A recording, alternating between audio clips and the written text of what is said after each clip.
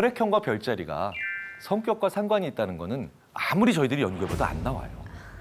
안 나와요. 그러니까 사람이 제목을 무엇으로 붙이느냐에 따라서 엄청난 차이가 만들어진다는 거죠. 그래서 이거에 주목한 사람들이 행동경제학을 만들어낸 사람이죠. 로맨스 드라마의 특징이 있죠. 초반에 남녀 주인공이 사이가 좋을까요? 안 좋아요. 안 좋죠. 그래서 엄청 싸워요. 그러다가 16부작에서 한 8부 정도 되면 이제 사랑이 싹 터요. 사랑이 싹 트죠. 드디어 결혼하고 또 아이가 나옵니다. 경제학과 심리학이 열심히 70년대, 80년대 싸우다가 나온 아이가 바로 행동경제학이에요. 그리고 그 행동경제학의 교황이라는 얘기를 듣는 노벨 경제학상 수상자가 리처드 탈러죠. 그리고 리처드 탈러가 자기 연구를 시작하게 됐던 가장 그 기폭제가 됐던 게 바로 이 제목의 힘입니다. 돈의 제목을 어떻게 붙이느냐에 따라서 그 돈을 쓸 수도 있고 안 쓸 수도 있어요. 예전에 만약에 네네네. 이제 대학교 다닐 때 네. 그때 현금 인출기는 있었나요? 현금 실기 없었죠. 없었죠. 네. 10만 원 보통 지갑에 넣으면 이런 경험 있지 않으셨어요? 쥐두새도 모르게 사라지는 것 같은 느낌. 그때 당시에 제 등록금이 67만 원이었습니다. 그러니까 10만 원이면은 굉장히 큰 돈이었어요. 아 맞다. 제가 이걸 까먹었네. 제가 75만 원이었거든요. 네. 그럼 좀 줄여볼게요. 네. 한 2만 원쯤 있을 때. 네네. 네. 그럼 어느 정도 보통 갔을까요? 한 일주일 정도는 일주일 가지고 정도. 있죠. 네.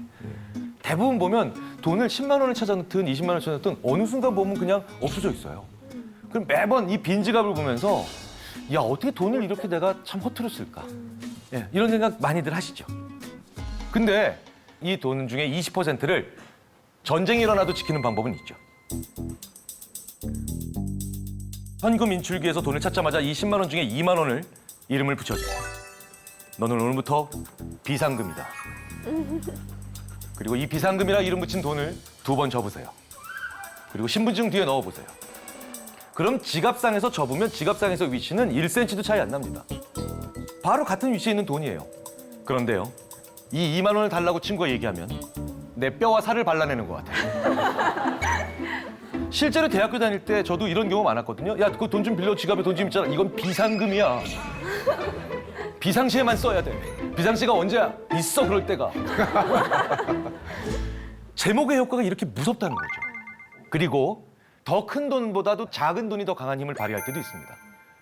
10만 원을 잃어버린 사람한테 이렇게 얘기합니다. 게임을 하나 하는데 이 A라는 게임은 4만 원을 딸 수 있는 확률이 50%.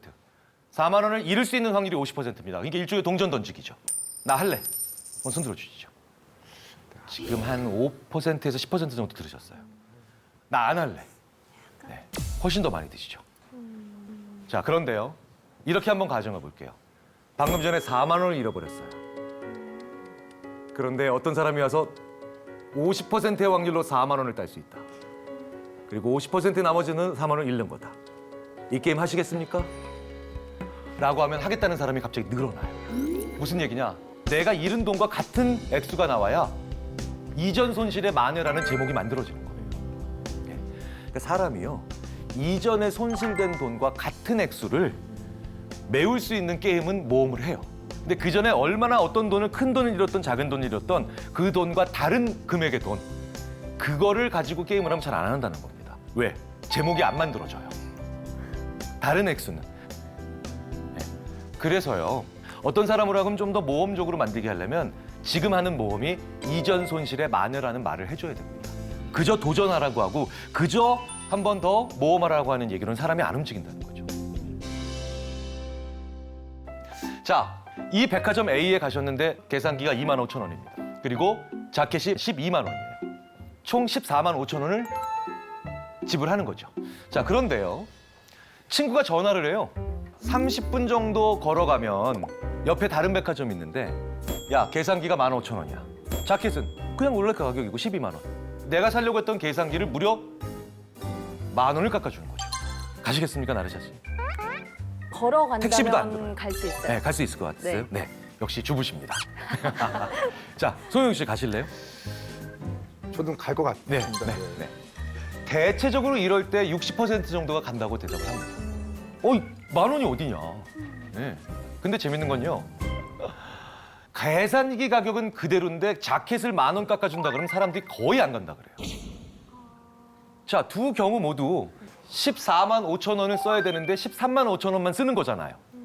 자, 왜냐면 각기 다른 제목에서 할인율이 달라요. 25,000원짜리를 10,000원 깎아줘서 15,000원에 팔면 거의 30-40% 이상 디스카운트가 되는 거죠. 그런데 12만 원짜리 자켓에서 10,000원 깎아준다는 건 10%도 안 되는 디스카운트입니다. 그래서 기분이 별로 내키지가 않아요. 자, 이렇게 치자면 바겐 세일이 얼마나 무서운 건지 아시겠죠? 백화점에 가셔서 택 보시면 디스카운트 레이트, 즉 할인율 보시는 순간 이미 지는 거예요. 그러니까 영리한 고객이 되시려면 어떻게 됩니까? 택을 보기 전에 가격을 먼저 매기셔야 돼요. 내가 이 물건은 50만 원이면 산다. 근데 60만 원이면 안 살 거야. 택을 보시기 전에 그렇게 가격의 가치를 매기시면 그 물건이 70만 원인데 95% 세일이라고 해도 조금도 감사하지 않습니다.